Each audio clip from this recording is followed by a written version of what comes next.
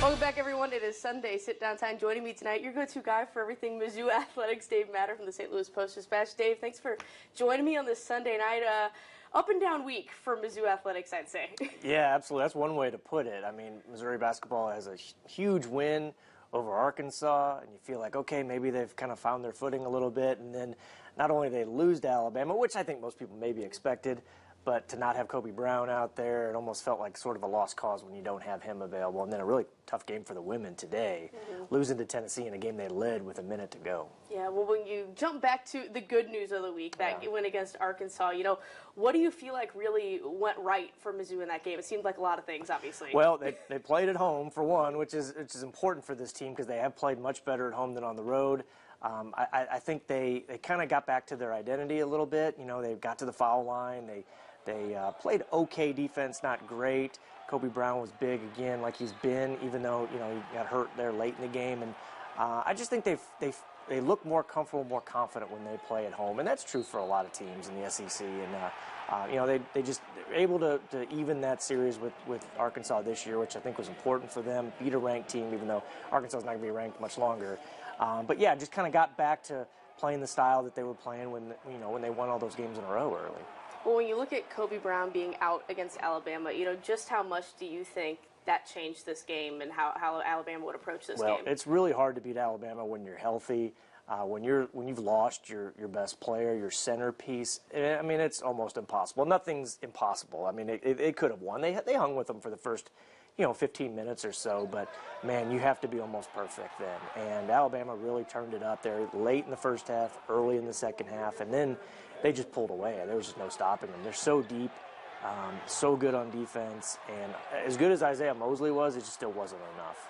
Well, when you mentioned Isaiah Mosley. How great is it to have this kid back for this team? How much of a difference maker has he been this week? It's like kind of like making a trade at the trade deadline, bringing somebody in. And obviously he played earlier in the year, had a 20-point game, but there was so much intrigue and mystery and concern if he was going to come back. And then not only comes back, but played really well. And he didn't shoot well from outside. I mean, nobody did for Missouri in that game against Alabama. But the things he was able to do, create his own shot, just find some offense on his own, that's kind of the thing that this team struggles with. So if you get Kobe Brown back, if you get Mosley playing like he did the other night, then this is a different team.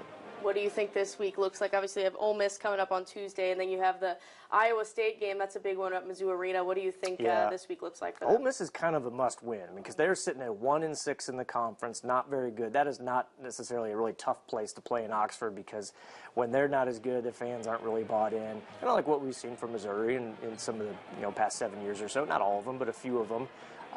So yeah, I think they got to win this one. Finally get that road problem off of their back. Win one, then come home and gear up for, what could be a top 10, top 12 Iowa State team. Really good defensive team. They played them last year, but things have changed a lot, obviously, both teams and coaching staff here at Missouri. So that's a really good test for them. It's one of those games, if you win that's really valuable for your credentials for the NCAA tournament. When you look at Kobe Brown, this injury has been something people have been talking about. It didn't seem like Dennis seemed too worried about it after the game. Do you think this is something that carries into this week? The fact that we talked to him on Friday and they chose him to be the guy that does interviews led me to believe he's okay. He said he was feeling fine. And I went down and watched pregame shoot-around. He looked okay. I mean, he wasn't doing a lot. So I do think they're just being a little extra cautious. Maybe the idea that, hey, even if, he's 100%, may not still beat Alabama. They're so good. This might have been the ideal game to rest him and then save him for the more winnable games like, Tuesday night at Ole Miss. So we'll see. Maybe this lingers a little bit. Ankles can be tricky. But they should have enough to win some of these games here coming up. Maybe not Iowa State. But, Ole Miss, you got Mississippi State the following weekend. There's some winnable games on the horizon. Well, switching gears to football a little bit, still a ways away, but big pickup for Eli Drinkwitz this week and former Miami quarterback Jake Garcia. What do you think the strategy is with bringing on, former top 25 recruit in 2021? What do you think the strategy is? Well, they want to add some competition to the room. There's no doubt about that. I mean, Brady Cook, for all the good things he did last year, still this team was only good enough to win 6 games. And he wasn't, one of the best quarterbacks in the SEC. Nobody's going to make that comparison. And he also is coming off, shoulder surgery right now. So the only other guy you got on scholarship is Sam Horn, a 4-star guy who they think highly of, but didn't think highly enough of him to play last year. He played one series. So I think it was always the idea to bring somebody into that room, add some competition. They didn't go out and get one of the really high-profile starters who had done really good things at a Power 5 school. Instead, you get Garcia, who got in some games last year, but didn't do a whole lot. His numbers are not going to blow you away, but was a big-time prospect coming out of high schools, because he played at 5 of them. So it'll be interesting to see. I mean, he's a guy that comes on in, and I think you're going to see him and Sam Horn kind of go toe-to-toe in the spring. And Eli's never been a guy that, like, makes a decision about the depth chart in spring. It's all about getting those guys to improve. But one of them may come out, ahead of the other one at the end of spring football, and then you add Brady Cook back to the mix. And we'll see. I mean, the transfer portal opens again in May. Somebody may decide to want to get in there. Maybe, if they are all on the team by the end of next season, might be kind of a surprise, because quarterbacks, they typically transfer if they're not starting. So it's really going to be interesting. Just how much do you feel like he's bolstered when you look at, you need a quarterback for this wide receiver room that he's managed to put together, a couple Power 5 transfers in there. This is a pretty strong wide receiver room, it looks like, at least. On paper, yeah, you lose Dominic Love, an all-SEC guy, to Georgia, and you think, okay, what are you going to do now? You lose a really valuable, trusty guy in Barrett Bannister, but you go out and they added 2 Power 5 transfers, and Theo Weiss, a guy who played a lot at Oklahoma. The transfer from Dennis Jackson from Ole Miss didn't play as much, but again was highly thought of coming out of high school. Add him to the mix. You also get Chance Looper back. He was supposed to be a starter this past year and didn't, because he had the health scare and the health situation, so that's almost like adding a starter. We'll see. I mean, we thought that was going to be the strength of this team last year.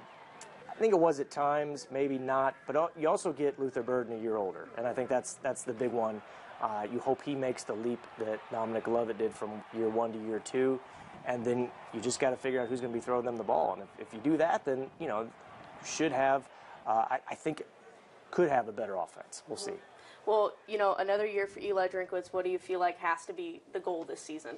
I think they've got to be better. I mean, I think if this team is 6-6 again at the end of the regular season and just scraping for one of those lower bowls, it might be time to think about should they make a change. I mean, I don't know if you can just keep going at 500 and kind of scuffling around at that 500 level.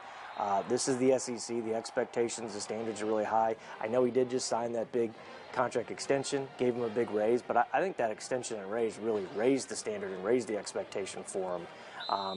He's got a bigger buyout now, but I think they're going to want to see results, and they being Desiree Reed-Francois. Let's not forget, she didn't hire Eli Drinkwitz. She did get on board with the extension and the raise, but you need to start seeing results in year 4, and results are not just going to a bowl game, but winning more than 6-7 games.